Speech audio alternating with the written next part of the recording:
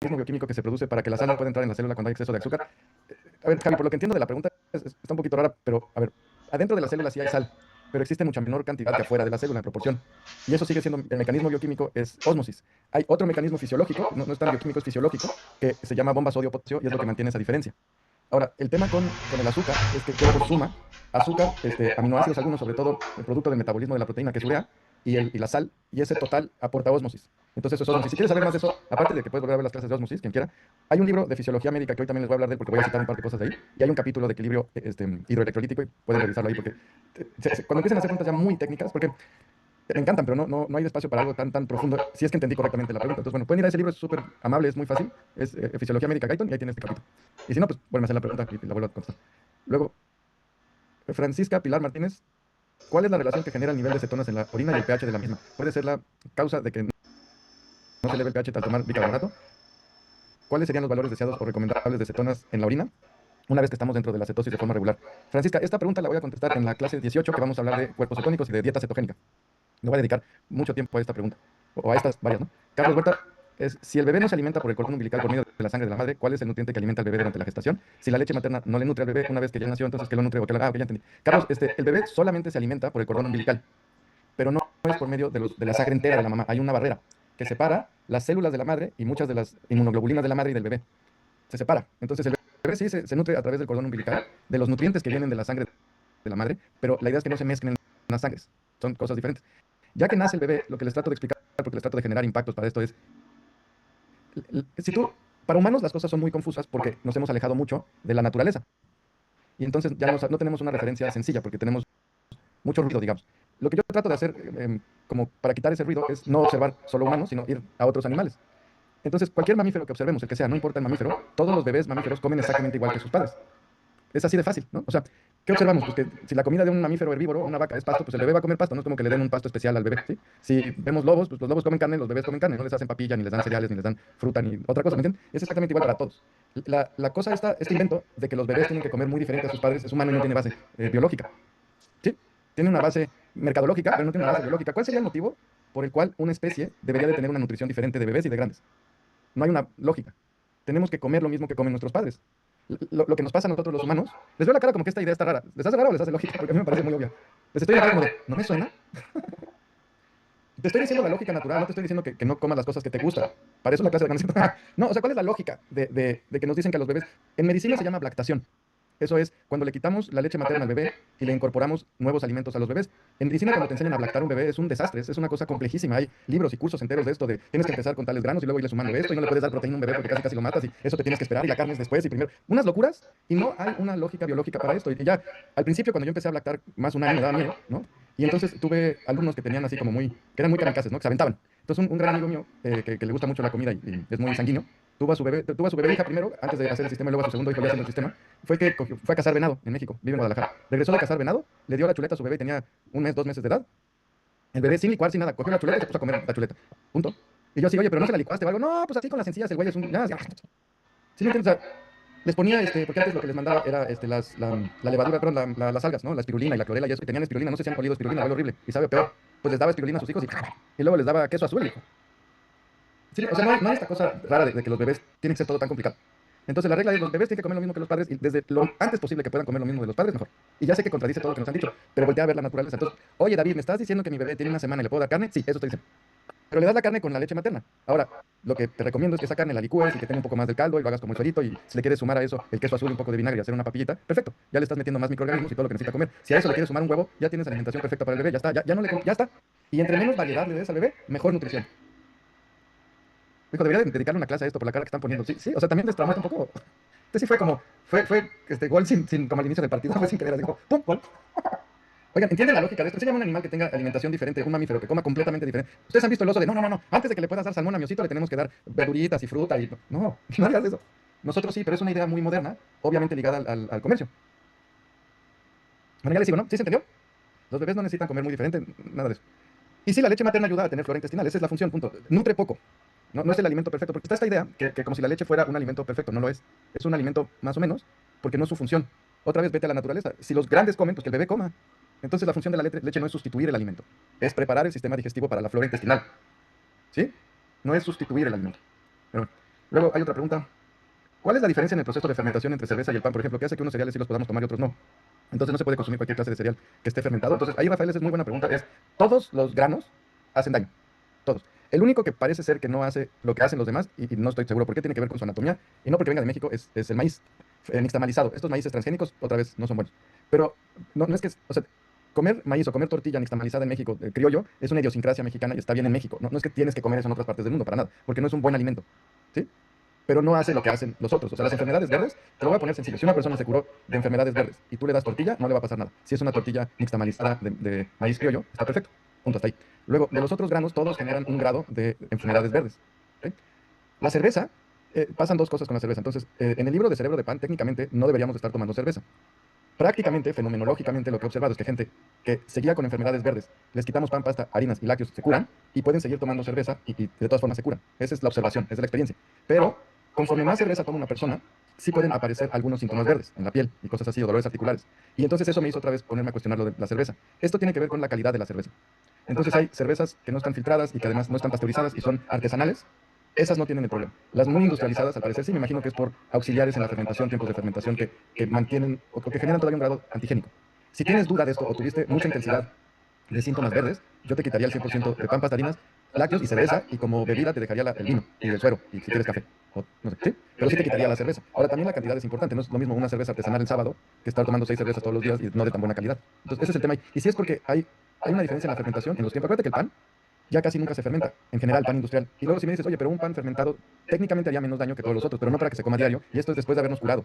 ¿Cómo, David? Entonces, si ya me curé, ya llevo un año y medio en el sistema, ¿podría comer un pan fermentado? Sí, o una pizza con masa fermentada de buena calidad, sí. Eso sí, pero no todo el tiempo, lo comerías una vez al mes. En tu regla 90-10 lo comerías. ¿Sí? Ahora, son muchas excepciones y es muy difícil. En mi experiencia, al principio es mejor ser más rígidos y al final, cuando nos hayamos curado, nos relajamos. Porque cuando yo empecé hace muchos años y les daba las excepciones al principio, muy rápidamente la gente mandaba las reglas al diablo y ya todo el mundo en 15 días ya estaba haciendo lo mismo que antes. Y entonces ya no funcionaba nada. ¿Sí? Entonces tenemos que quitar pan, pasta, harinas y lácteos. Y en cuanto a la cerveza, si te hace ruido porque tienes mucho verde, quita la cerveza y deja el vino. El vino sí no tiene problema nunca. ¿No? Salvo los sulfitos. Pero si te duele la cabeza con los sulfitos y cosas así, entonces compra vino que no tenga sulfitos, o vino orgánico, o biodinámico, o cualquier otro vino de ese tipo natural, que no tenga sulfitos. Ya, entonces, ¿reciben estas preguntas? ¿Sí? ¿Sí les aclaran cosas? ¿Cómo? ¿Les traumó lo que así puedes darle carne a tu bebé ya? Bueno, les veía las caras como, como película de terror. Este, la clase de hoy es, vamos a hablar del segundo alimento veneno, porque la clase pasada se acuerdan que fue otro alimento veneno, que pan, pasta, harinas y lácteos, y lo del sistema inmune, ¿no? De antígeno anticuerpo. Oigan, alguien escribió una poesía a los lácteos, se las voy a mandar a todos, porque sí le escribió como un soneto a los lácteos, buenísimo. Súper chistoso, lo tienen que escuchar, está buenísimo. Está buenísimo, me encantó. Pero además rima y todo, está bien bonito, se los voy a pasar, vale la pena que lo vean. Entonces la clase de hoy es, oigan, y otra vez una disculpa por la tardanza al inicio. Se nos fue error, fue problema técnico por el cambio de locación. Entonces, alimentos veneno, yo les vamos a hablar de los carbohidratos, que si son como yo, es el que más se les dificulta. Entonces, aquí están los temas que vamos a ver hoy, ¿no? La diferencia entre comer para obtener energía y comer para reponer insumos. Reponer insumos es como tener refacciones, ¿no? En términos de obtención de energía y reposición de insumos, ¿cuál es la diferencia entre los tres tipos de macronutrientes orgánicos? ¿Por qué hacen daño los carbohidratos? ¿Qué tipo de daño hacen los carbohidratos? ¿Cómo podemos saber si nos hemos pasado en la ingesta de carbohidratos? ¿Qué podemos hacer para disminuir la ingesta de carbohidratos? ¿Ok? Entonces, hay un tema que es muy importante y no nos damos cuenta que lo tenemos un poco chueco, es por qué comemos. La mayoría de las personas, la mayoría, decimos que todas, tienen una analogía que es, así como yo le echo gasolina al coche, le echo a mi cuerpo comida. Esa es la analogía, ¿no? Que hacemos. Y además, la mayoría de las personas creen que la comida solo aporta energía.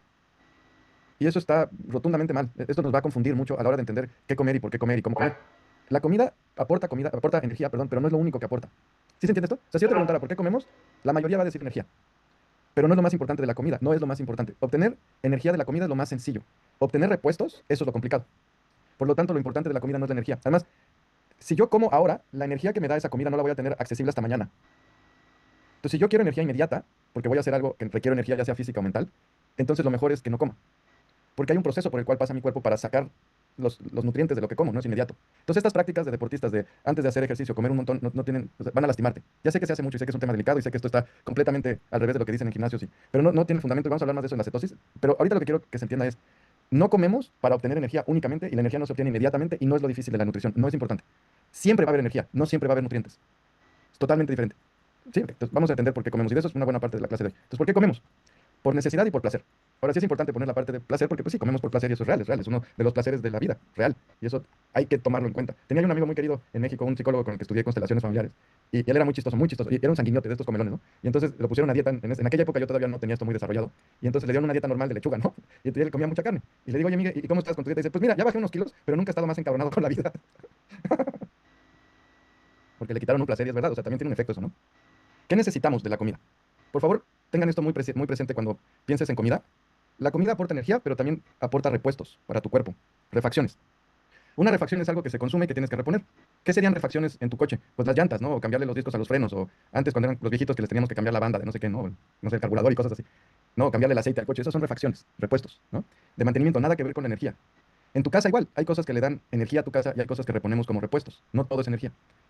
¿Qué se gasta en nuestra casa? O sea, ¿cómo sería la analogía de nuestra casa? Imagínate que tu cuerpo es tu casa. Tu cuerpo es tu casa, o tu casa es tu cuerpo, ¿sí? Entonces, ¿qué energía le entra a tu casa y qué repuestos le metemos a la casa? Entonces, la energía podemos obtenerla de gas, o la podemos obtener de electricidad, o la podemos obtener de madera o de carbón, ¿no? De algunas personas que tienen un generador eléctrico de gasoil, pues gasoil. Entonces, sí tenemos combustibles para nuestra casa, de donde obtenemos electricidad o donde obtenemos calor para cocinar. ¿Dónde obtengo calor para cocinar? Pues de la estufa de inducción eléctrica o de una de gas, o si tengo un asador, pues una barbacoa con carbón. Ahora, ¿qué es lo que le reponemos de insumos, de mantenimiento? Pues, no sé, agua, papel de baño, jabón, ¿no? El foco, se rompió un foco y tengo que reponerlo, se rompió una ventana y la tengo que reponer, ¿sí?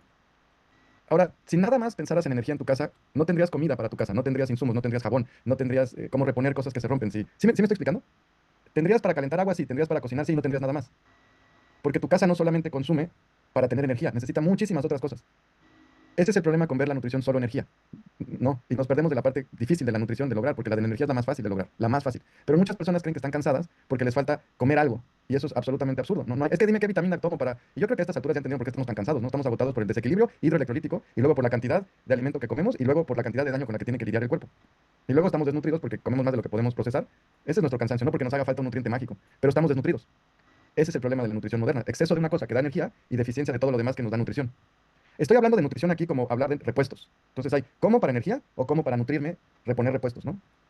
¿Qué es lo que gasta un coche? Igual tienes una parte de energía y tienes una parte de refacciones, aceite, llanta, frenos, bandas, anticongelante, etcétera, ¿no? ¿Qué metemos a nuestro cuerpo? Nutrientes orgánicos y nutrientes inorgánicos. ¿Cuáles son los inorgánicos? Oxígeno, agua, sal. Esos son minerales, o sea, son del mundo inorgánico. Y electrolitos. Entonces, oxígeno, agua, sal y electrolitos son nutrientes esenciales para la vida y provienen del mundo inorgánico. Minerales, ¿no? Luego del mundo orgánico metemos proteínas, grasas y carbohidratos, y esas son las tres macromoléculas, o los macronutrientes, ¿no? Proteínas, grasas y carbohidratos. Macronutrientes es porque los necesitamos en mucha cantidad y son orgánicos. Macromoléculas son porque son las tres moléculas orgánicas más grandes en tamaño. Entonces, ¿cuáles de todos estos nutrientes? Entonces, otra vez, esos son la gama de nutrientes que le metemos a nuestro cuerpo. Oxígeno, agua, sal, electrolitos y minerales del mundo inorgánico. Y del orgánico, proteínas, grasas, carbohidratos y vitaminas. ¿Sí? Los minerales engloban los oligoelementos y elementos traza. Todo lo que has oído de nutrición está en esa lista. Todo. No falta nada. Ahí está todo. El 100% de lo que comemos lo podemos resumir ahí. ¿Ok? Comer no es lo mismo que ingerir. Entonces, aquí voy a hablar más de ingerir.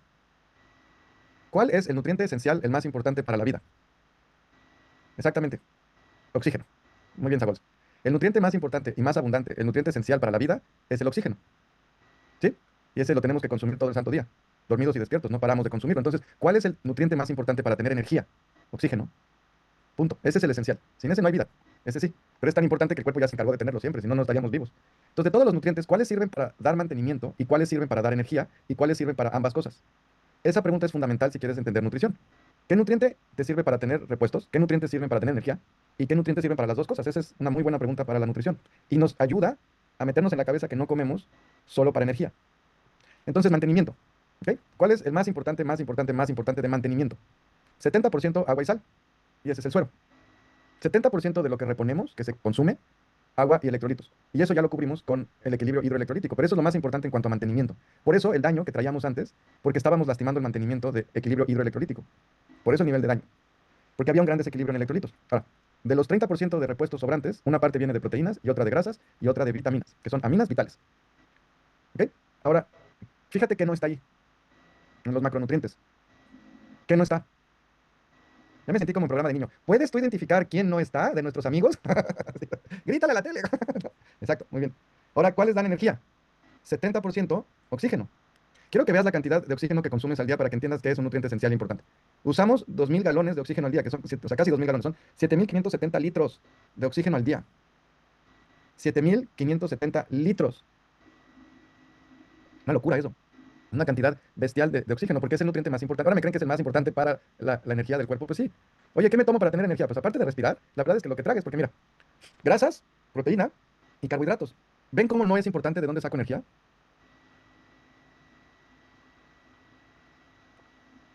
Les voy a inventar una historia, a ver si esto ayuda. Imagínate, ¿qué es más fácil obtener en tu casa?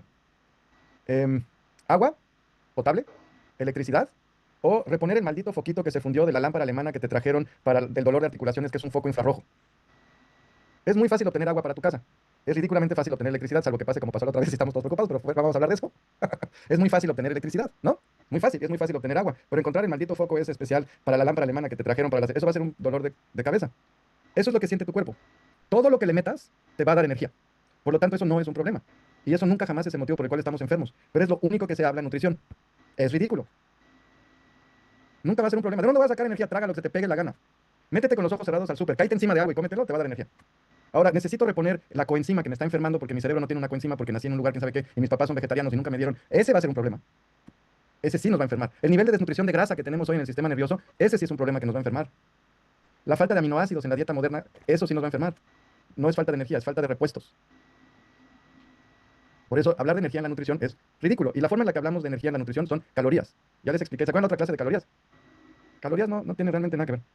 Hay tres macronutrientes: grasas, proteínas y carbohidratos. Por favor, mira esta tabla y dime si no te aclara mucho. Te voy a poner quién sirve para dar energía, qué nutrientes sirven para reponer insumos y hay necesidad esencial de este nutriente. O sea, ¿este nutriente es esencial para la salud, sí o no? ¿Listos? Todos sirven para dar energía. Solamente grasas y proteínas sirven para reponer refacciones y los únicos dos esenciales son las proteínas y las grasas. Ahora dime tú si esto no demuestra que de los tres macronutrientes los carbohidratos son una porquería, no son un buen nutriente. Espero estarles arruinando los carbohidratos. Ahora, por favor, piensa, mentalmente métete al supermercado, mentalmente, entra. Haz un viaje interior, una meditación, no sé, entra al mercado, al súper. Ahora voltea a ver el súper y como si fueras un ordenador o como si fueras un androide, que pudieras así ver, trata de ver de todo lo que hay ahí, cuántos son carbohidratos. Exactamente. Primero está la sección de frutas y verduras.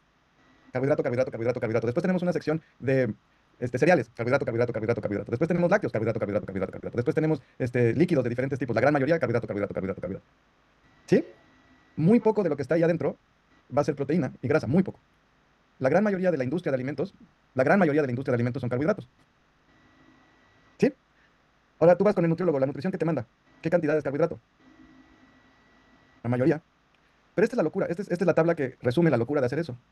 Los carbohidratos no son esenciales para el ser humano y los carbohidratos no reponen insumos, no te dan refacciones. Por lo tanto, son el peor de los macronutrientes. Pero en una comunidad médica, una comunidad de salud que solamente hablamos de energía, solamente nos importa hablar de carbohidratos, que además en términos de negocio es el más lucrativo. Pues eso es un conflicto de intereses. ¿Cuál es lo que nos da salud y cuál es el negocio? Pues conflicto de intereses. Si leyeron el libro de Food Politics o si leyeron el libro de Death by Food Pyramid, ahí lo que te habla es que la pirámide nutricional no se desarrolló a partir de la salud humana. Se desarrolló a partir de los intereses del campo, o sea, de la agronomía. Quien desarrolló la pirámide nutricional, la original pirámide nutricional, fue USDA, el Departamento de Estados Unidos de Agronomía. ¿Qué coños tienen que estar diciendo los agrónomos cuál es la salud humana?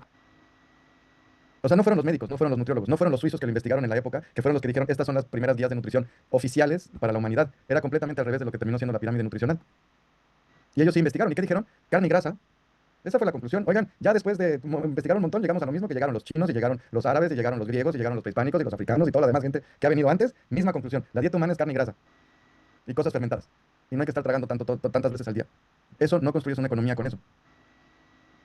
Con pan, cereales, lácteos, arroz. Sí construyes una, ¿sí? Esta es la tabla. Ahora, la última columna es, y esta es la que me importaría que escucharan más, es... Bueno, no, la de la energía también, ojalá se acuerden. Es, los carbohidratos, no hay carbohidrato esencial. Hay grasa esencial y hay proteína esencial. No hay carbohidrato esencial. O sea, hay aminoácidos esenciales con la proteína. Hay grasa esencial, no hay carbohidrato esencial. Si tú eliminas el 100% de los carbohidratos de la dieta, tu cuerpo la pasa exactamente igual. Si tú eliminas el 100% de aminoácidos, te mueres. Si eliminas el 100% de grasa, te mueres. Punto. Y eso no es por energía, es por repuestos. Te vas a quedar sin un repuesto esencial y te vas a enfermar. ¿Por qué es tan confuso el tema de los carbohidratos y por qué hay tanta información tan contradictoria? Uno, no se trata de si los carbohidratos son tóxicos o benéficos como nutrientes aislados. Tampoco se trata de qué fuente provienen. Esta es una confusión clásica, ¿no? Porque mucha gente cree que el azúcar refinada es la mala y el azúcar morena es la buena y el azúcar de la fruta es mejor que el azúcar refinada. Nada de eso es correcto. Como que pensamos que depende de dónde provenga. Entonces ya les vi su cara, porque muchos de ustedes estaban haciendo eso. No, porque el carbohidrato si viene de pan y harinas y así es diferente que si viene de otro. No, es exactamente igual. sigue siendo carbohidrato, no importa si es fructosa, manosa, galactosa, dextrosa, levodextrosa, monosacárido, disacárido, trisacárido o polisacárido, no importa. Todos son, son lo mismo. No es que sean tóxicos en sí mismo, pero no nutren, ¿sí? Pero en exceso sí se hacen tóxicos. Mira, se trata de si los carbohidratos son tóxicos en exceso.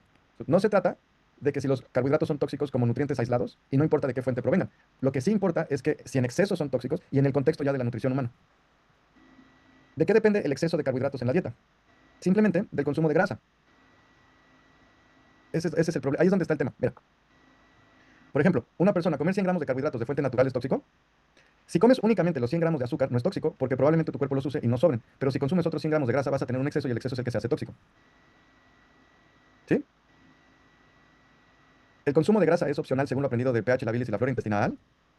Lo que ya sabes hasta ahorita, ¿es opcional consumir grasa para nosotros? No, no es. ¿Cuál es la regla de oro? Siempre tenemos que consumir grasa, eso ya no te lo explico porque ya quedó claro. La grasa aporta mucha más energía que los carbohidratos, nutren más y son esenciales. Entonces no podemos prescindir sin grasa. Casi cualquier cantidad de carbohidratos va a ser un exceso, por lo tanto, son tóxicos. Otra vez, tenemos que consumir grasa y espero que eso ya quedó fijo en nuestra mente, ¿no? Ok. Dado la cantidad y la eficiencia de nutrición que aportan las grasas, aunque sea una cantidad pequeñita de grasas de 50 gramos, ya el carbohidrato que consumas va a sobrar. Ahora, el problema es lo que pasa cuando sobra el carbohidrato. Si eso lo hicieras una vez a la semana no es grave. Si eso lo hacemos todo el día y además todos los días y además con grandes cantidades de carbohidrato como se consume en la dieta moderna que son en el orden de 250 gramos al día, uy, eso es tóxico, tóxico. Y pasan un montón de cosas por eso. Entonces, eso es darle contexto, ¿no? Al carbohidrato en la dieta. Siempre tenemos que consumir grasa, la grasa nutre más y es esencial, y entonces cualquier carbohidrato en ese contexto va a ser tóxico. Las grasas son esenciales para la dieta humana. Las grasas son esenciales para la dieta humana.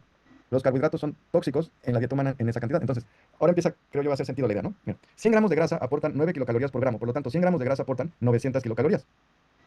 100 gramos de carbohidratos aportan 4 kilocalorías, por lo tanto 100 gramos son 400 kilocalorías. Ya de entrada le sacaste más, pero el cuerpo tiene que invertirle más energía para sacar la energía de la grasa, y al carbohidrato la obtiene más rápido y más fácil, por eso es adictivo para el cerebro. Ahora viene del libro de fisiología que fue el que les recomendé. La síntesis de grasa a partir de esto viene en el capítulo 68, que es metabolismo de los lípidos. La síntesis de grasas a partir de los hidratos de carbono reviste especial importancia porque, puesto que las diversas células del organismo poseen una capacidad limitada para almacenar hidratos de carbono en forma de glucógeno, que es un polisacárido, es un azúcar grandote. ¿Ok? Una persona almacena hasta 150 veces más energía en forma de grasa que hidratos de carbono. Almacenar azúcar en el cuerpo no es algo eficiente. Almacenar grasa es mucho más eficiente, ¿sí? Porque además tiene más funciones. La grasa es aislante térmica y la grasa para las mujeres pueden proteger en contra de golpes a su bebé. Entonces el cuerpo, sí, literal, la grasa tiene más funciones que solamente ser un almacén de alimento. El carbohidrato no, el carbohidrato estorba, no tiene esas funciones. El almacenamiento de la energía como grasa también resulta importante, ya que cada gramo de grasa contiene casi 2 veces y media más calorías que un gramo de glucógeno. Cuando una persona gana peso puede almacenar mucha más energía en forma de grasa que de hidratos de carbono. Entonces nosotros y todos los animales, cuando tenemos que almacenar energía para el invierno, lo vamos a hacer en forma de grasa porque es lo eficiente, simplemente así funciona el cuerpo. Esa es la idea de eso, ¿no? Casi todas las células, con excepción del tejido cerebral y los eritrocitos, que son los glóbulos rojos, utilizan los ácidos grasos, o sea, la grasa, como fuente de energía de forma casi intercambiable con la glucosa. Ese es muy importante. Casi todas las células pueden utilizar grasa intercambiable con glucosa para energía. Por eso el carbohidrato no es esencial, no es importante. Bueno, cuando ingresan en el organismo hidratos de carbono en cantidad mayor de la que se requiere de inmediato con fines energéticos o para su almacenamiento como glucógeno, tal exceso se convierte rápidamente en triglicéridos que se almacenan en el tejido adiposo. ¿Qué quiere decir eso? Que cuando comemos exceso de carbohidratos, que es muy rápido el exceso, nuestro cuerpo los convierte a grasa. Ahora, esa grasa en la que la convierte el cuerpo no puede convertir azúcar en grasa esencial, solo la puede convertir en grasa de almacenamiento. ¿Eso quedó claro? Nuestro cuerpo puede convertir grasa en azúcar y no hay azúcar esencial. El carbohidrato o el azúcar que entra, cuando es en exceso, el cuerpo lo convierte en grasa, pero no puede convertirlo en grasa esencial. Solo lo puede convertir en grasa de almacenamiento. La grasa de almacenamiento que viene de los carbohidratos está diseñada para aglomerarse. Y eso es lo que rápidamente nos tapa las arterias. Esa es la grasa que nos está enfermando, proviene del carbohidrato, no de la grasa de la dieta.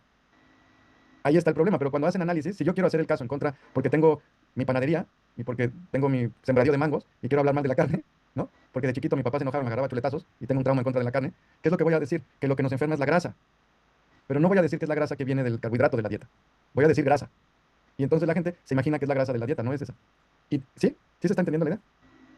Los triglicéridos, que son grasa, formados en el hígado, son transportados fundamentalmente por lipoproteínas hacia los adipocitos. Los adipocitos son las células de la grasa que están en la piel y depositados ahí hasta que se reclamen como fuente de energía.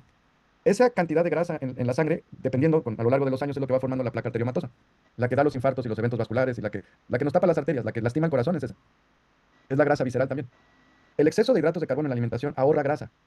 dado que aquellos se utilizan como fuente preferente de energía. Por consiguiente, las cantidades excesivas de hidratos de carbono en la alimentación no solo poseen un efecto ahorrador de grasa, sino que aumentan los depósitos de grasa. Entonces pasa otra cosa, y esto fue una de las preguntas que me hicieron en la clase pasada que dije que era muy complicada para contestarla en ese momento. Yo me como un plato de carne con una grasa de buena calidad, pero al mismo tiempo me como varios carbohidratos, puede ser en forma de verdura, ¿no? Me como zanahorias, o me como patatas, o me como un pan con la comida al inicio, no sé, me como muchos carbohidratos, ¿sí? Ahora mi cuerpo, para obtener su energía, va a preferir comer la energía del carbohidrato que de la grasa. Ahora lo que pasa con eso es que ya no va a usar la grasa buena que yo comí para extraer nutrientes, la va a guardar. Y el excedente de carbohidrato también lo va a guardar en forma de grasa. Entonces lo que quiero que vean es dónde quedaron los aminoácidos esenciales, los perdí. Ese es el problema en desnutrición y es lo que le está pasando a nuestro sistema nervioso. Este envejecimiento prematuro del cerebro y las enfermedades relacionadas con el sistema neuroendocrino, en parte es porque al comer carbohidrato, el cuerpo ya no va a obtener nutrientes de la grasa. Otro problema es que en la dieta moderna se come muy poca grasa. Entonces hay desnutrición de grasa. Y luego hay intoxicación de carbohidratos que se convierten en grasa y esa es la grasa que nos está matando. No viene grasa de la dieta, es carbohidrato en exceso que se convierte en grasa, esa es la grasa que nos está matando. Nada que ver con la de la nutrición. Pero si yo aparte le meto grasa a la nutrición va a haber más, pero no la estoy pudiendo utilizar para lo que es. Todo eso viene de que estoy metiendo competencia de nutrientes, pero un nutriente es de muy mala calidad y el otro nutriente es de buena calidad, pero el cuerpo, por su historia, prefiere el azúcar porque se lo obtenía muy poco. Cuando hablemos de cetosis, vamos a hablar de esto, ¿no? Que como especie evolucionamos comiendo carne y grasa porque somos cazadores-recolectores. No teníamos acceso a azúcar regularmente. De repente nos encontrábamos fruta así en verano, cuando nuestros ancestros caminaban a la playa y había un día no sé qué y había fruta. Pero no era lo normal. Según la distribución del Homo sapiens, no era lo normal. Encontrábamos de repente un panal de abejas, encontrábamos de repente unas frutas y las comíamos y ya se acabó. Pero no era algo que estuviéramos comiendo todo el tiempo. Como especie, ¿cómo evolucionamos? Grasa y carne sí teníamos que comer regularmente o no sobrevivíamos. Entonces no estamos diseñados para tener carbohidratos en la dieta. Cuando comemos carbohidratos, que es parte de lo que estudiamos en la dieta cetogénica, el carbohidrato inhibe en el cerebro la saciedad. Entonces hace que quieras más. La grasa lo que te da es saciedad, rápido. El carbohidrato te inhibe la saciedad. ¿Sí entienden, no? Eso es muy peligroso. Entonces, ¿qué tenemos por lo que vemos hoy? Comemos exceso de carbohidratos y falta de grasa. Ese es el problema. A la inversa, cuando no se aportan hidratos de carbono, se moviliza la grasa de los adipocitos como reemplazo de los hidratos de carbono, y eso es lo que vamos a ver en la dieta, en la clase de dieta cetogénica o de cetosis. ¿Vale? Entonces, resumen, el cuerpo prefiere almacenar grasa y usar los carbohidratos. El cerebro necesita carbohidratos, por eso se puede hacer adicto con facilidad. Pero el cerebro, esto es lo que nos enseñaron hace 25 o 30 años en medicina. Hoy, gracias a la investigación que se ha hecho alrededor de la cetosis, ya sabemos que el cerebro también puede comer cuerpos cetónicos. Antes decíamos que no, que el cerebro solo podía comer glucosa. Hoy sabemos que no es cierto, que el cerebro sí puede comer y le va muy bien con cuerpos cetónicos. Cuando hay exceso de carbohidratos, el cuerpo los usa y guarda las grasas, pero también convierte los carbohidratos en exceso en grasa. Eso genera mucha toxicidad como aumento de peso, aumento de colesterol, placa arteriomatosa, y eso es lo que causa infartos y eventos vasculares. La situación inversa, es decir, falta de carbohidratos y aumento de grasas en la dieta, genera reversión de esa situación, lo cual significa entrar en cetosis, y eso literalmente limpia la placa arteriomatosa y nos cura. Entonces, uno, ¿cuáles son los daños inmediatos y a largo plazo del exceso de carbohidratos en la dieta? Uno. Dos, ¿cómo saber si hemos consumido un exceso de carbohidratos? Y tres, ¿cómo vamos a disminuir los carbohidratos de la dieta y cuál es la cantidad correcta de carbohidratos que debemos estar consumiendo en esta fase del programa? Eso ya lo hemos estado viendo desde el inicio del curso, que fuimos bajando carbohidratos. Ahora vamos a repasarlo y ver lo que sigue y luego ya cuando lleguemos a la cetosis es el siguiente paso. Entonces, ¿cuáles son los daños inmediatos y a largo plazo de los carbohidratos? ¿Cómo saber si he consumido demasiado y cómo los voy bajando? Daños inmediatos y a largo plazo de los hidratos de carbono, diabetes. Esto no me lo explico, la verdad es que mi cerebro no puede, no puedo entender esto. Hablo con médicos y hablamos de diabetes, ¿no? Y entonces yo les digo, pues es que es muy fácil. La diabetes la descubrió Hipócrates, la escuela hipocrática, 280 años antes de Cristo. Y eran tan inteligentes estos amigos que no solo descubrieron la diabetes mellitus, también descubrieron la diabetes insípida. Ellos son los que la nombraron y fue Hipócrates. La enfermedad de la orina que sabe dulce. Diabetes mellitus. Mellitus es por miel porque sabe dulce. ¿Sí? ¿Se acuerdan que les dije que probábamos la orina en un año y la olíamos y todo? Bueno, pues es que sabe dulce. Entonces era la enfermedad de la orina que sabe dulce. Y luego está la otra enfermedad que es la enfermedad de la orina que sabe insípida y se llama diabetes insípida. Que por cierto, cuando tomas mucha agua y no consumes electrolitos, te estás provocando una diabetes insípida artificial, lo cual es súper interesante. Pero bueno, eso es para otro día. Entonces, a ver, si ya sabemos que está esta enfermedad llamada diabetes y aumentó a la par con el aumento en la dieta humana de carbohidratos, no es simplemente quitar los carbohidratos y dejar que el cuerpo se cure y ya está. Esa ridícula idea tan sencilla que parece de primaria, que la pudiera tener un niño de 3 años, no se carbura en la nutrición moderna. Simplemente te dicen, o sea, tú pides al médico, oye, ¿me das una dieta para la diabetes? Parece que pediste una dieta para que te dé diabetes. Porque la dieta que te dan para la diabetes tiene un montón de carbohidratos. No es ridículo. A ver, si ya sabemos que los carbohidratos no son esenciales en la nutrición y que básicamente la diabetes es que el cuerpo ya no puede digerir más carbohidratos porque está harto, quítale los carbohidratos y déjalo en paz y se cura. Así de fácil. Esa es la solución de la diabetes. Una de las enfermedades que está matando más gente en el mundo hoy. Una de las enfermedades que más les dan niños. Que además la forma de matar a una persona de la diabetes es horrible. Y es poco a poco y se pudren desde adentro y se quedan ciegos y hay que amputarles las piernas. Y horrible, se muere horrible la gente. Gastan billones y billones y billones de dólares anualmente los gobiernos en esta estupidez. Si le quitáramos a la gente los carbohidratos ya se acabó. Y ni siquiera quitárselos, bajárselos. Esa ridícula idea no está en el mundo médico. Exacto, yo digo, todo es cómo le hacemos. Una vez le estaba diciendo esto a una paciente que tenía estos aparatos que ya los tienen metidos en el cuerpo y que te están inyectando insulina, un monitor. O sea, imagínate el nivel que ya estaba ella. Ya era biónica. Y entonces yo le expliqué, oye, tu diabetes es 100% curable, no me podía creer. O sea, pensaba que estaba de charlatán. Me decía, oye, David, pero me estás mintiendo, ¿cómo es posible? Yo, pues es que es muy fácil. Y ya le expliqué, ¿no? Me decía, no, pero entonces si fuera así, ¿por qué la gente tiene diabetes? Exactamente mi punto, ¿no? Y entonces me dice, pero a ver, David, si yo hago lo que tú me dices de nutrición, ¿me curo de la diabetes? Sí, te curas. Pero eso significa que entonces yo ya pudiera comer la cantidad de pan que quiera y de azúcar y ya no tendría diabetes. Yo, a ver, lo que estás diciendo es que si alguien te da un balazo y estás a punto de morirte y yo te hago una cirugía y te curo del balazo, ¿quiere decir que ahora ya eres a prueba de balas? No, mames. Ah, entonces ya puedo recibir 500 balazos porque me curaste de uno. No, mejor que no te den balazos y ya deja de ponerte frente de las pistolas. No sé. ¿No? Nunca he entendido por qué. No debería de ser una enfermedad. Y si sabes que para la Organización Mundial de la Salud está prohibido que yo en calidad de médico diga que se cura. Está prohibido. Se considera dar falsas esperanzas y se considera una falta brutal de ética porque se considera que estoy dando falsas expectativas. Nada más por mencionar la posibilidad. Pero dime si eso no le da media y estamos otra vez en la pinche Inquisición. A ver, está prohibido decir médicamente que la diabetes se puede curar. Te van a decir que no es verdad. Algo tan. Lo único que tienes que hacer es quitar los carbohidratos, no tienes que hacer nada más. Nada, no tienes que hacer nada más. La persona deja de tragar carbohidratos, tiene un proceso, el cuerpo se adapta, termina de consumir los carbohidratos que tiene guardados, se tiene que ajustar la dosis de lo que le estén mandando, que pasa muy rápido y en menos de 6 meses ya se curó. Y si es una diabetes insulino dependiente, tarda un poco más porque además está lo de los antígenos en el páncreas y ya está, se cura. Yo no conozco un caso que haya hecho esta nutrición que no se haya curado de diabetes. No conozco. No debería de ser enfermedad. Punto. No es que si se cura o no, es que es. Pero bueno, cuando la historia refleje que éramos unas sartas de neandertales, yo no quiero estar en esa lista. No. Es como me siento a veces, con esto voy a quitar esto. Me siento así, como si estuviéramos en la época en donde todo el mundo golpeaba a las mujeres y todo el mundo estaba de acuerdo que había que golpear a las mujeres. Yo me siento como diciendo, no, yo a mí no me van a poner ahí, yo voy a escribir en un libro, voy a decir yo creo que está mal golpearlas, para que cuando digan era una bola de neandertales a mí no me metan en ese barco, es lo mismo. No es que la diabetes es una de las peores enfermedades. Sí, pero eso no es cierto, no debería de ser enfermedad. Es una enfermedad que nos inventamos, al idiota. Hipócrates nos dijo en el año 200 antes de Cristo cómo evitarla y curarla, ya es mucha necedad, ¿no? Sí saben que también diagnosticó el cáncer Hipócrates y fue el primero de la escuela hipocrática en nombrarlo. Y sabían que en la medicina unani grecoárabe también sabían coger páncreas ¿cómo se llama? De camello, extraer el páncreas del camello, extraer la sal calcinada del páncreas de camello y darla a los diabéticos. ¿Cómo demonios sabían en esas épocas que el páncreas del camello estaba, el páncreas estaba relacionado a la diabetes? Y en la dieta hipocrática era no coman azúcar. Si estás viendo que hay azúcar en la orina, pues deja de darle azúcar, ya deja de comer azúcar. No era tan difícil, pues. Estás viendo que la persona está orinando azúcar, le preguntas cuánto azúcar traga y te dice que traga 2 kilos al día, pues ya deja de tragar azúcar y se cura. No está difícil, de verdad no está difícil. Diabetes, entonces, ¿se curaría? Sí, inmediatamente sí. Acidez, flora intestinal tóxica es otro de las consecuencias del exceso de carbohidratos. Alto riesgo de enfermedades vasculares y cardiovasculares, colesterol elevado, hipertensión, eventos vasculares, embolias, infartos, etcétera. Glaucoma y deterioro de la visión, insuficiencia renal, infecciones de varias fuentes en varios sitios del cuerpo, infecciones de muchos tipos como infección de vías urinarias, infecciones vaginales, hongos, gripas repetitivas. Por ejemplo, luego me dicen, oye David, ¿no has hablado de el herpes? Sí, es verde. Oye David, ¿no has hablado de la candidiasis? Sí, es verde. Oye David, ¿no has hablado de las infecciones vaginales? Y sí lo dicen en una pregunta, pero de todas formas, es verde. ¿Por qué tengo que hablar de cada una aislada si es simplemente lo mismo? Quítalo verde y se quitan todas. Y ya, lo mismo. Sobrepeso, obesidad y cansancio crónico. Obviamente, pues estás acumulando grasa, pero que viene de los carbohidratos. Problemas emocionales relacionados con dopamina y mayor tendencia hacia las adicciones como cigarro, alcoholismo y adicciones. ¿Se acuerdan que hablé un poco la clase pasada de la dificultad de quitar pan, pasta, harinas y lácteos bueno, y carbohidratos? ¿No? Entonces eso sí lo vamos a seguir viendo. Ahorita nada más quería como estar de acuerdo que los carbohidratos no son un buen alimento y luego vamos a seguir con nuestra cruzada en contra de los carbohidratos. Diabetes, acidez, flora intestinal, alto riesgo de enfermedades vasculares, glaucoma, que es lo del deterioro de la visión, insuficiencia renal, infecciones, problemas emocionales, sobrepeso y todo eso. Creo que es suficiente, ¿no? Para decir, pues igual ya no como. Todo lo que has escuchado que le echan la culpa a la grasa, la culpa la tienen los carbohidratos. Todo lo que has escuchado que le echan la culpa a la sal, la culpa lo tienen los carbohidratos. Incluso la mitad de lo que has escuchado que le echan la culpa al cigarro también son los carbohidratos. Si te pone los cuernos tu pareja, muy probablemente la culpa la tengan los carbohidratos. Sí, porque igual estás como podrido de la panza y te echas pedos que huelen a perro muerto y tu pareja ya está harto y entonces encontró refugio en los brazos de otro que no se pedorrea así. No sé, pero sí, la culpa son los carbohidratos. ¿Cómo saber si hemos consumido un exceso de carbohidratos? Después de comer nos sentimos cansados, abotargados, con sueño, dificultad para pensar, dificultad para concentrarnos, nebulosa mental y visión borrosa. ¿Ok? Número 2, checar el nivel de glucosa en la sangre con un glucómetro arriba de 140. Ya fue mucho. Depende de la comida. Puede ser una comida. Sí puede haber comidas que esté un poco más alto, pero no es lo normal. ¿Ok? Ya haciendo un ani, no es lo normal. Orina, esta es súper interesante porque esta la puedes revisar inmediatamente. Cuando se te pasó la mano con carbohidratos, tu orina va a salir nebulosa. Significa que ingerimos muchos carbohidratos. Se va a ver nebulosa, como turbia, como lechosa. Y se ve muy rápido. Si comes un exceso de proteína, va a oler muy amoniacal y va a tener espuma. Y hasta el día siguiente va a seguir oliendo amoniacal y va a tener espuma. La orina de exceso de azúcar es turbia, se ve más espesa, turbia, lechosa. ¿Ok? Y obviamente flatulencia, meteorismo, gorgorismo, reflujo gastroesofágico, mal aliento, heces blandas o malformadas. Si saben que flatulencia y meteorismo son formas médicas de decir, te estás de pedorro. Entonces le puedes decir a tu pareja, ¿por qué te fuiste? Por tu meteorismo. Y te vas muy elegantemente. Por tu meteorismo mental. ¿Cómo vamos a disminuir los carbohidratos de la dieta? ¿No? ¿Y cuál es la cantidad correcta de carbohidratos que deberíamos estar consumiendo en esta fase del programa? Entonces, ¿se acuerdan que cuando empezamos les dije que no era posible incrementar la sal si no bajábamos los carbohidratos? Otra vez les voy a recordar este dato que es muy importante. Hay 3 sustancias que generan ósmosis afuera de la célula. Glucosa o carbohidratos, glucosa. Número 2, sal.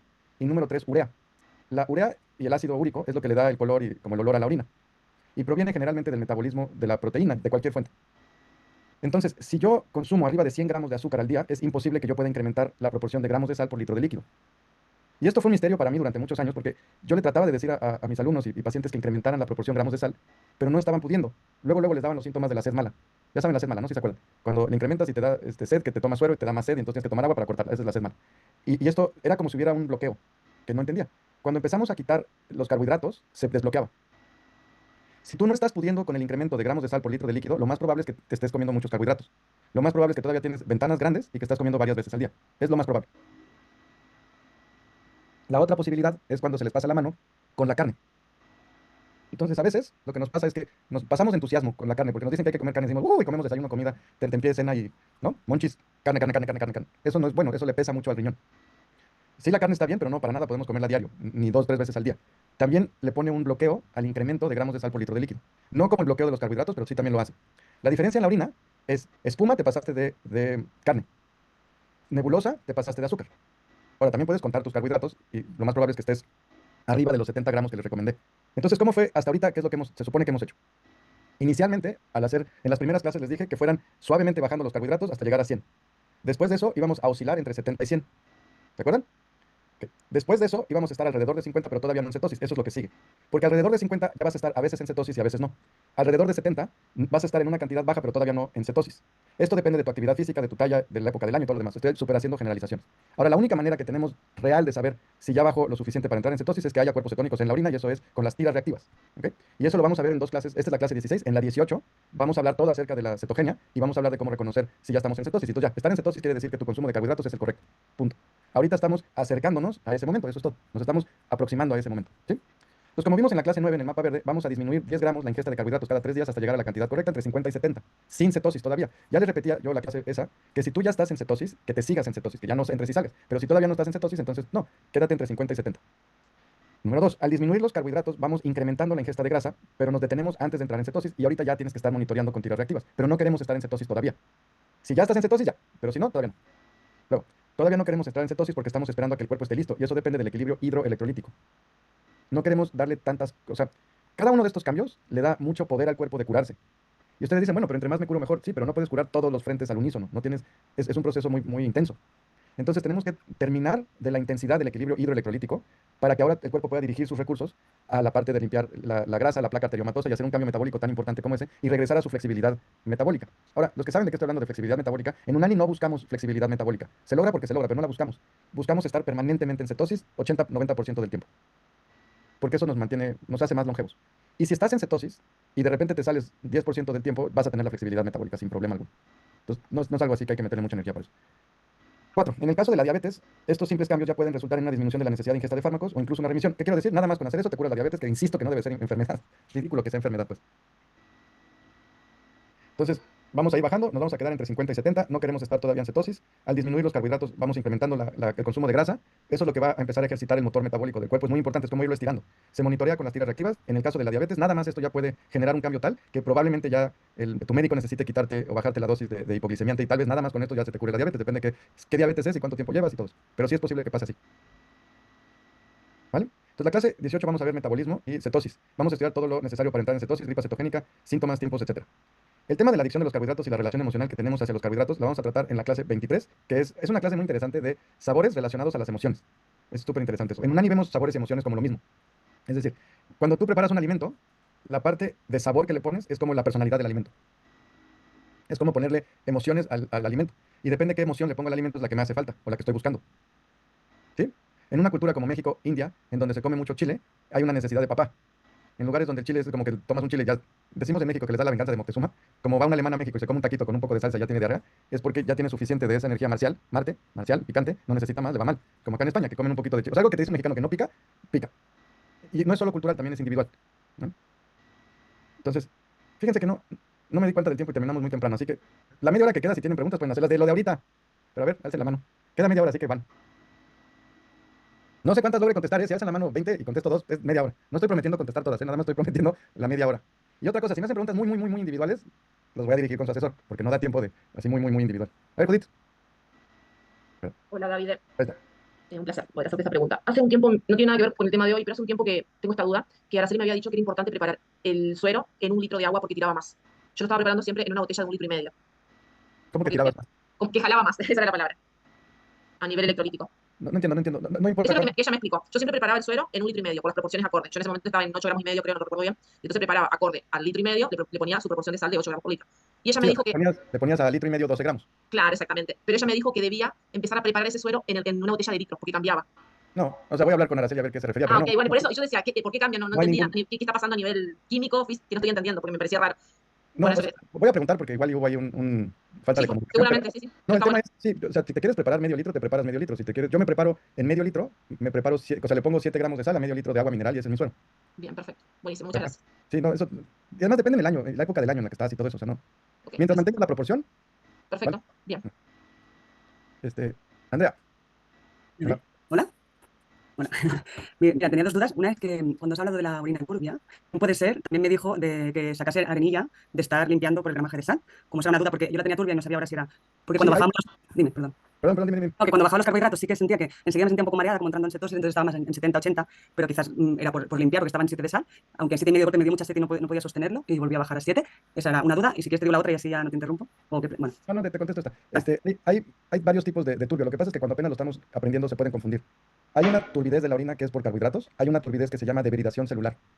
Y luego está la de las arenillas, que no es propiamente turbio, pero se pudiera confundir y hay asentamientos o depósitos. Ah, Entonces son cosas muy diferentes. Ahora también, o sea, obviamente sí tienes que relacionar lo que comes con la orina. O sea, si yo un día estoy ayunando y no comí carbohidrato, nada más comí, no sé, la mayonesa unani y unas aceitunas, pero, y llevo la cuenta con la aplicación y entraron a mi cuerpo 20 gramos de carbohidratos, 10 gramos de carbohidratos y sale turbia, eso muy probablemente es que se están saliendo arenilla de riñón o que tengo una limpieza. Debridación celular es cuando el cuerpo tira cadáveres de células. Se llama debridación celular y se ve turbia, pero tiene contexto.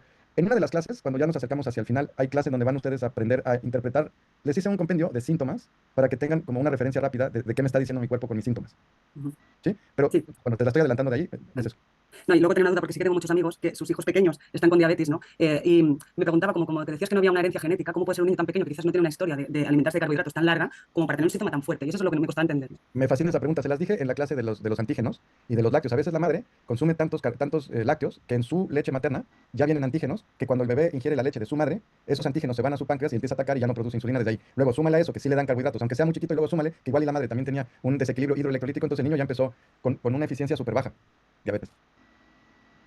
Sí se recupera eso, ¿no? No es genético, no es de por vida, no es nada. Se recupera y todo, pero, o sea, sí, no nació, no es que esté mal, no quiero decir eso, quiero decir que estaba ya desnutrido desde la vida intrauterina. Vale, gracias.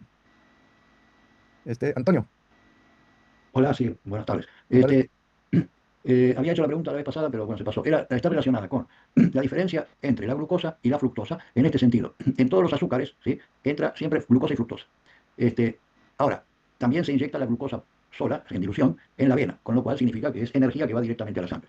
Pero si se ingiere glucosa sola, hasta donde yo puedo investigar, es que el hígado no la procesa, como si entra glucosa con fructosa, separa una de la otra, el trabajo lo hace el hígado. ¿Sí? Mientras que la glucosa no hace ese trabajo y da energía directamente. ¿Y a qué voy con esto? Que si en lugar de usar azúcar, está relacionado un poco con la miel y lo que le agregan de glucosa a la miel, si en lugar de tomar sacarosa o cualquier otro tipo de azúcar de la fructosa, uno lo reemplaza con glucosa, por un lado se ahorra el trabajo del hígado y por el otro lado, por lo que hoy has comentado, tampoco estaría almacenando azúcar que luego, como carbohidrato, se almacenaría a grasa. Sí, estas todas son maneras de meter un cuadrado en un triángulo. O sea, son maneras en las que a fuerza queremos consumir carbohidratos. Mi pregunta es cuál es la. ¿No? Entonces, mira, si la No, no, pregunta. es la pregunta en sí, no estoy queriendo meter más. Digo, O si en sea, lugar de consumir, qué sé yo, 5 gramos de sacarosa o fructosa, consumo 5 gramos de glucosa, evito dos temas, trabajo del hígado y menos acumulación de esa grasa producida finalmente a través del hidrato de carbono. te la Porque quiero ya contestar, te la quiero contestar de la manera práctica en la vida. La voy a traducir así. ¿Qué carbohidratos deberíamos de consumir que sean sanos? que sean, Menos dañinos. bueno, ninguno. No, sí. Si me preguntas dentro de los 30 gramos de carbohidratos que podemos consumir, ¿cuáles serían los correctos? Miel, Bueno, dátiles.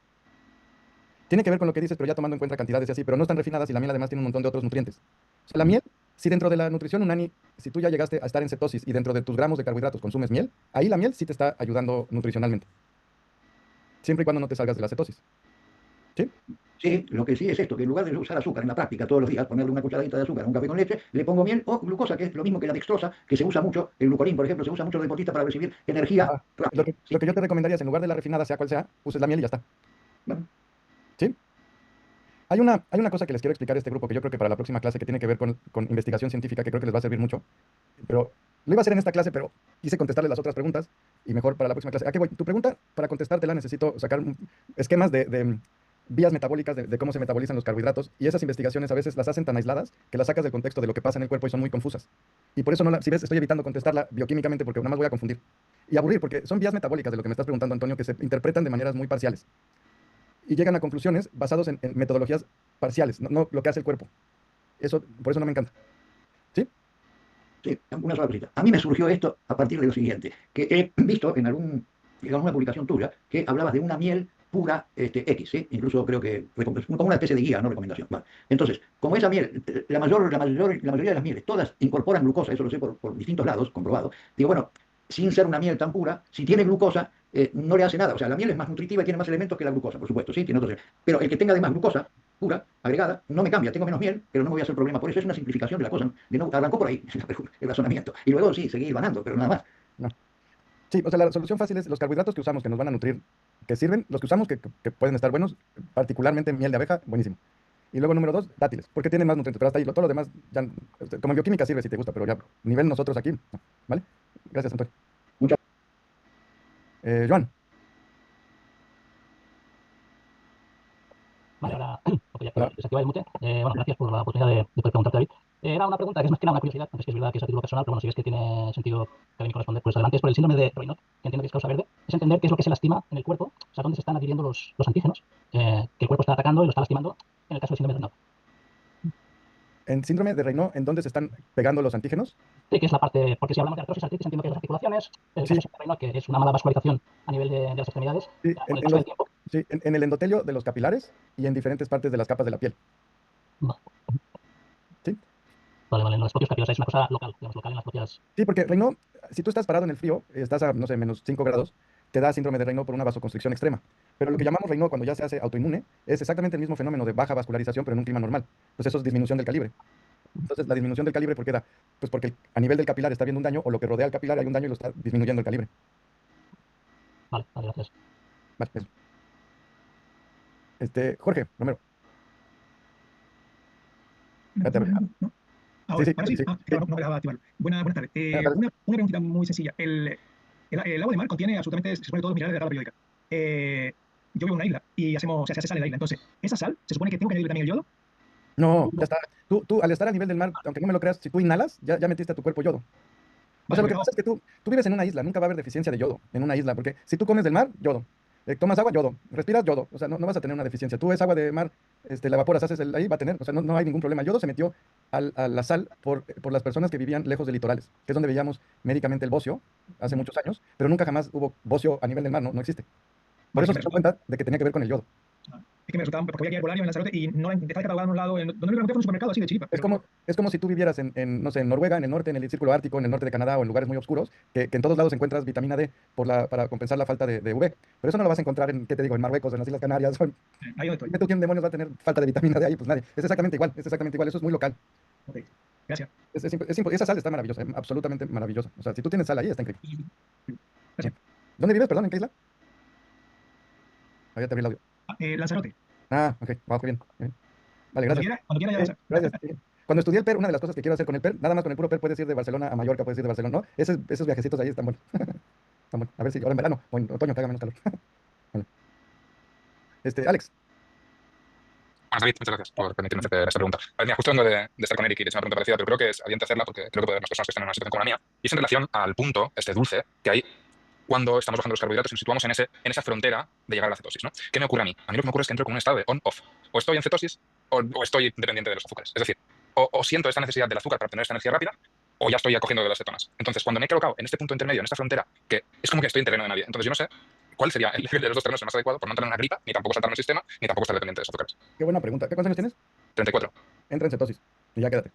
Aunque tenga una gripa que... Pásala y ya quédate. ¿En cuántos gramos por litro de líquido estás? Yo en 15 ya. Ya, entra en cetosis. Es que también era curiosidad por un tema de si tiene que ver o puede tener algo que ver con la grasa corporal, porque yo tengo muy poca grasa corporal ya de nacimiento y... Tiene que ver con tu tipo. Vale. Tú eres ectomórfico. Muy ectomórfico. No sé si Eres existe. totalmente ectomórfico y los ectomórficos tienen esta cosa con el metabolismo. O sea, lo que te Genial. está pasando es que ahora, después, cuando sea, no te vas a ahorrar esto. Entonces, lo que tienes que hacer es comer grasa de grasa animal. El ghee para ti sería fundamental. Tienes que comer unos 40 gramos de grasa. Si puedes, ghee mejor, o grasa de, no sé, de pato, o grasa de cerdo de orgánico, o sea, grasa animal. Ujú. Lo que pasa es que, Bien. como tu cuerpo es ectomórfico, en Unani decimos que tú eres melancólico, frío, seco. ¿Sí? Entonces, lo que te balancea es el caliente húmedo. Y tu órgano fuerte es el sistema nervioso y tu sistema de choque es el hígado. Y eso es lo que tienes del on-off. Ujú. ¿Sí? Entonces, es muy importante que comas grasa regularmente. Por eso estoy diciendo, entra en cetosis y quédate, porque para ti la grasa es medicina perfecta. La grasa es caliente húmeda y tú eres frío seco. Ese es un matrimonio hecho en el paraíso. Lo que pasa es que como los carbohidratos funcionan más o menos igual, tu cuerpo sí no puede decir cuál. Ujú. Es muy fácil como ectomórfico, que pensamos mucho. Yo no soy tan ectomórfico como tú, pero muy joven sí. Lo que nos pasa es, el carbohidrato es muy fácil que nos guste al cerebro porque pensamos mucho. Entonces, por eso te estoy diciendo, pasa la cetosis, entra en cetosis y quédate. Qué buena respuesta, muchísimas gracias. Gracias. ¿Quién es tu asesor? Eric, Eric. Sí, o sea, que te acompañe con eso y si tienes lo síntomas. está Oye, haciendo, es cuando- estupendo. o sea, estoy apurándome mucho con la espagiria porque de veras quiero que ustedes la tengan terminando el curso. Ahí yo te mandaría al Carep. Cuando esté la espagiria, la que deberías de tomar, Alex, es al Carep. No es un que me tomo para, pero te va Ujú. a suavizar esa transición. Ujú. Vale, genial. La espagiria la diseñé por biotipo. O sea, pensando en los órganos y sistemas por biotipo. Y está muy loco porque los biotipos, esto es muy de espagiria, pero los biotipos, si lo ven en la antigüedad y así, siempre que vean alguna cosa antigua que venga blanco, negro, rojo y amarillo, esa gente sabía de espagiria y de biotipos, ¿no? Entonces yo junté mis hierbas para melancólico, flemático, sanguíneo y colérico, y cuando las hice ya espagíricas, y más ahora que conseguí muy buenas hierbas, las hierbas que yo junté para colérico son amarillas, o sea, la hierba se ve amarilla, las que junté de melancólico, cuando saco la sal y todo se ve negra, y la de flemático blanco y la de sanguíneo rojo, eso es así como una confirmación que esa agrupación de hierbas genera ese temperamento loquísimo. Les voy a dar una clase si quieren de espagiria para que lo entiendan eso. Genial, te voy. Muchísimas gracias, David. Gracias, Alex. José Luis. Ustedes saben, nada más quiero comentar algo que me da tanta alegría que antes, cuando yo daba clases en México, José Luis, ven, cámara, ahí estás. Cuando daba clases en México, al principio que había cursos, de 100 personas en un curso había 2 hombres.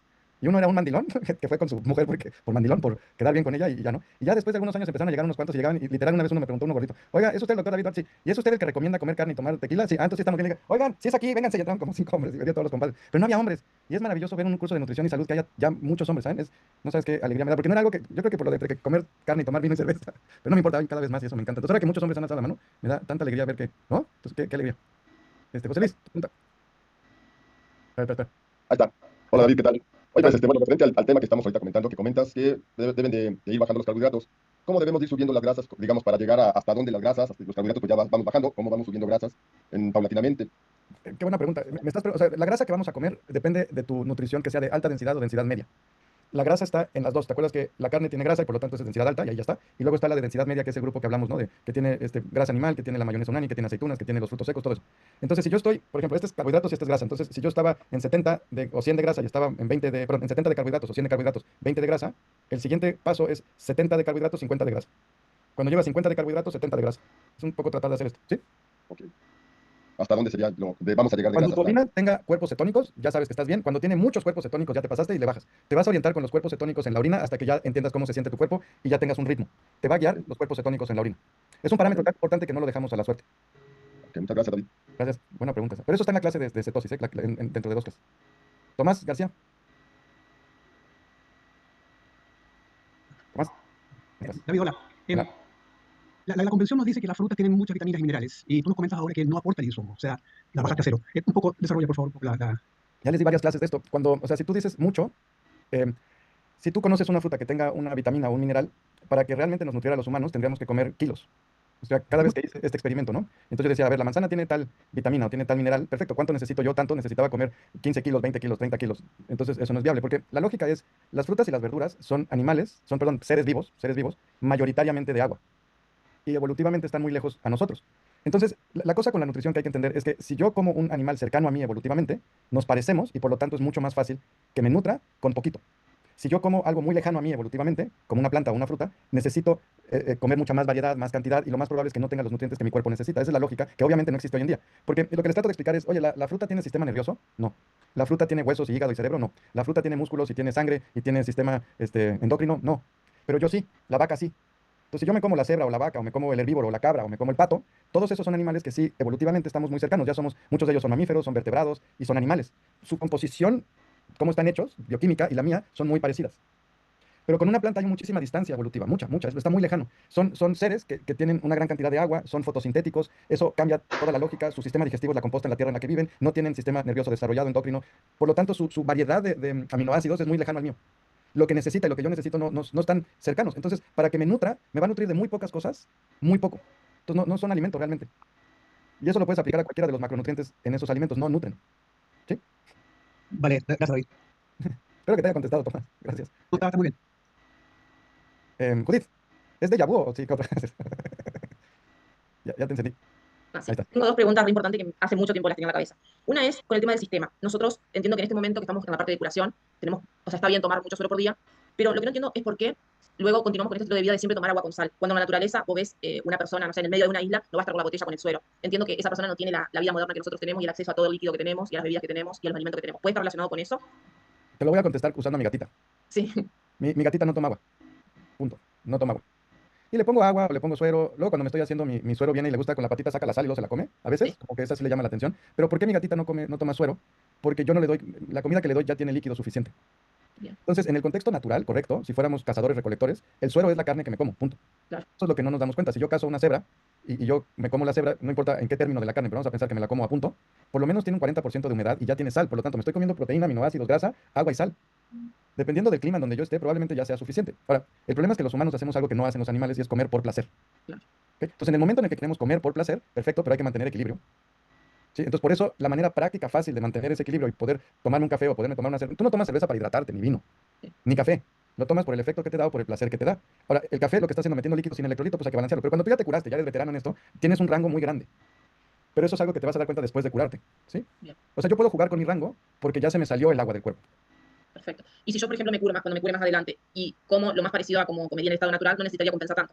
No estaría con la botellita del suero. Bien. ¿No? Y la segunda pregunta que tengo, yo antes de comenzar con el sistema siempre experimentaba con ayunos prolongados. Y me medía las cetonas y en la mayoría de los ayunos prolongados he llegado a tener como las cetonas muy altas. Investigué por todos lados y no encontré esa información. Siempre se habla del nivel de cetonas moderadas que tenés, o bueno, cuando no tenés cetonas y te explican por qué no estás entrando en cetosis. Pero he llegado a tener, acá tengo el medidor, a tener large, que es 16 milimoles por litro. Y Sí, quiero saber qué significa eso, si es malo, es positivo, qué proceso está pasando en el cuerpo. te contesto, pero quería terminar de contestar lo de la otra porque hay una parte que también es importante decir. Lo que descubrimos en la investigación nuestra es que nuestro cuerpo y nuestro cerebro funcionan mejor a mayor conductividad. Y ahí sí ya, culturalmente, buscando históricamente en los diferentes pueblos, es normal que te encuentres pueblos históricamente que estuvieran como en un equilibrio hidroelectrolítico por ahí de 4 gramos por litro, 6 gramos por litro, con lo cual está decente. Pero ya un pueblo que se dedicara a tener una mayor conductividad, eso sí es raro. Sí ha habido, pero son raros. Y hay lugares donde tienen estas aguas milagrosas y es porque tienen pH alcalino y algunas tienen más electrolitos y oligoelementos. Entonces, sí recomendamos seguir tomando el suero, pero ya para mantener al sistema nervioso en una eficiencia mayor, que es un extra. No lo veas, bueno, espero que no lo vean como dependencia, o si sí, pues es como, oye, voy a tener que respirar el resto de la vida, pues sí, porque es respirar, ¿no? Es algo así. Pero bueno, de lo de tu cetosis es muy fácil la respuesta. Esa cetosis es endógena. ¿Qué quiere decir? Que tu cuerpo, cuando una persona entra en cetosis al principio, sobre todo si viene de dietas de mayor carbohidrato, de la grasa que se está limpiando de tus arterias, es común que se suban. Hay gente que lo que yo observaba fue así.